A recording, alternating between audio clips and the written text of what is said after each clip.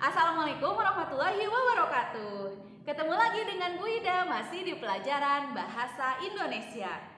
Pada pertemuan kali ini kita akan praktik mendengarkan teks eksplanasi. Anak-anak siapkan lembar kerja yang sudah Bu Ida berikan. Nanti Bu Ida akan membacakan cerita teks eksplanasinya yang harus anak-anak tuangkan ke dalam lembar kerja. Seperti biasa, paragraf pertama memuat tentang apa kalau di teks eksplanasi. Kemudian catat informasi penting yang disampaikan pada setiap paragraf. Sudah siap? Siap ya? Bu Ida akan mulai membacakan ceritanya. Sampah. Paragraf pertama.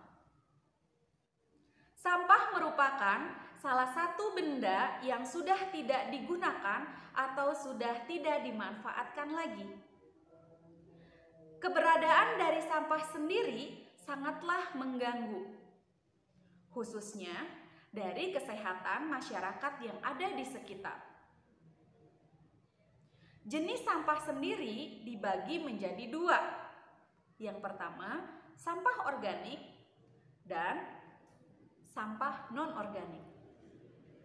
Paragraf kedua. Sampah organik merupakan sampah yang dapat terurai oleh bakteri dengan sangat mudah. Contoh dari sampah organik adalah sayuran, daun yang sudah kering, dan berbagai jenis makanan yang sudah basi. Manfaat dari sampah organik yang banyak digunakan oleh masyarakat adalah untuk pupuk tanaman. Sementara sampah non-organik sendiri merupakan jenis sampah yang sangat sulit untuk diuraikan, seperti botol, kaleng, plastik, dan lain sebagainya. Di antara langkah yang bisa digunakan untuk mengurangi keberadaan sampah non-organik adalah dengan melakukan pengolahan atau daur ulang. Benda-benda tersebut dapat dijadikan sebagai barang yang memiliki nilai jual cukup tinggi. Paragraf ketiga. Di sekitar masyarakat, sampah memang menjadi suatu fenomena yang cukup banyak dijumpai. Pada awalnya, sampah-sampah adalah hal yang biasa berserakan di sekitar rumah dan sebagainya. Namun, ternyata sampah bisa memunculkan dampak yang cukup besar bagi masyarakat itu sendiri, seperti banjir, longsor, dan juga bisa menjadi sumber dari penyakit. Sampah yang selalu diabaikan dan menumpuk ternyata bisa menyebabkan bau yang amat tidak enak,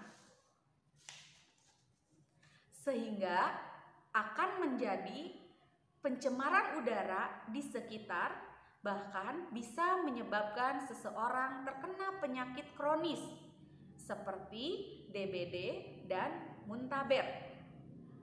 Selain itu, sampah juga bisa menyebabkan beberapa bencana besar seperti banjir dan longsor.